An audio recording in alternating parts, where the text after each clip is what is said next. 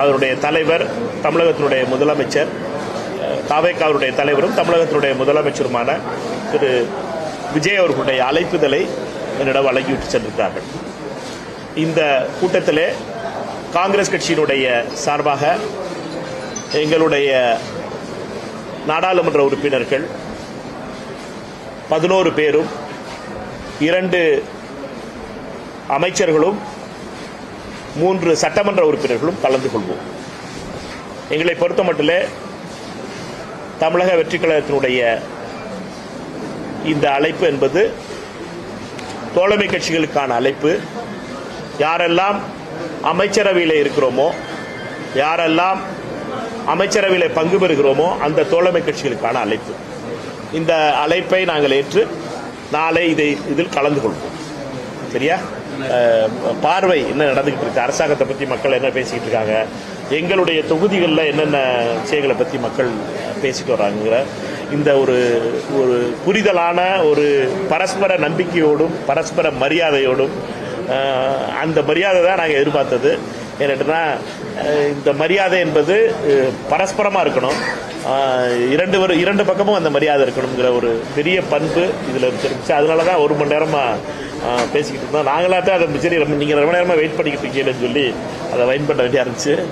இன்னும் இல்லாட்டா இன்னும் நடந்துக்கிட்டு இருந்திருக்காது. எங்களை பொறுத்த மட்டும் இந்த நம்பிக்கை தருகின்ற தோழமை மிக்க இந்த நட்பு அடிப்படையிலான ஒரு சகோதரத்துவமான ஒரு உறவு என்பது தாவேகாவிற்கும் காங்கிரஸ் கட்சிக்கும் உருவாகியிருக்கிறது. இது திரு ராகுல் காந்தி அவர்கள், எதிர்க்கட்சித் தலைவர் ராகுல் காந்தி அவர்களுடைய மேல் வைத்திருக்கின்ற அன்பின் அடிப்படையிலே திரு விஜய் அவர்கள் இருவருக்குமான உறவு என்பது இதுல மிக முக்கியமானது. திமுக இந்திரா காந்தியை பார்த்தவர், நேருவே எங்களை பார்த்து பயப்படுவார். இன்னைக்கு வந்திருக்காரு மாணிக்க தாகூர், அவரு நேற்று முளைத்த காலான்னு காட்டமான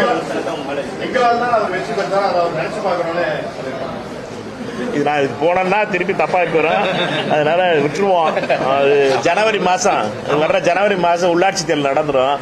அதுக்கப்புறம் அரமீசை போற ஆள்கிட்ட பிடிச்சி நம்ம அப்ப பேசிக்கிடுவோம். சரியா? பொங்கலுக்கு அதை பத்தி பேசுவோம். அரமீசை பாரதிகிட்ட அப்ப பேசிக்கிறோம். சரியா? 2 விஷயம். இந்தியா கூட்டணிங்கிறது என்ன?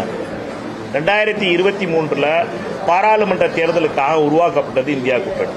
அப்பொழுது இருந்த 23 கட்சிகள் சேர்ந்து நாம் எல்லாம் சேர்ந்து மோடியும் அமித்ஷாவுக்கும் RSSக்கும் எதிரான ஒரு நிலையை எடுக்கணும், அதனால நம்ம ஒரு இந்தியா கூட்டணி உருவாக்குறோம் அப்படின்னு சொல்லி உருவாக்குனது.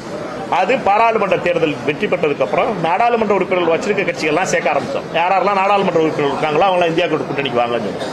அதனால நாடாளுமன்ற உறுப்பினர்கள் இருக்க கட்சிகளை தான் இந்தியா கூட்டணியில் சேர்த்துக்கிறோம். நாங்கள் டெல்லியில போராடுறதுக்கு இந்தியா கூட்டணி இருக்கு, தமிழகத்தில் இருக்கிறதுக்கு தோழமை கட்சிகளுடைய கூட்டத்தை தாவேகா நாளைக்கு கூட்டியிருக்கார் தமிழகத்துடைய முதலமைச்சர்.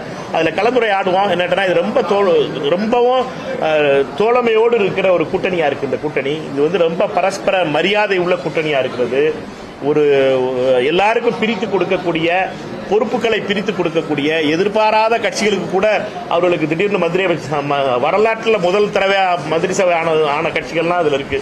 அதனால என்னன்னா 100 வருஷம் இருந்த கட்சியெல்லாம் முதல் தடவை மந்திரி ஆனது மகிழ்ச்சியெல்லாம் நம்மளுக்கு அந்த செய்தியெல்லாம் கிடைச்சிச்சு. அதனால இது ஒரு வித்தியாசமான அரசியல் திரு விஜய் அவர்களுடைய அரசியல் என்பது.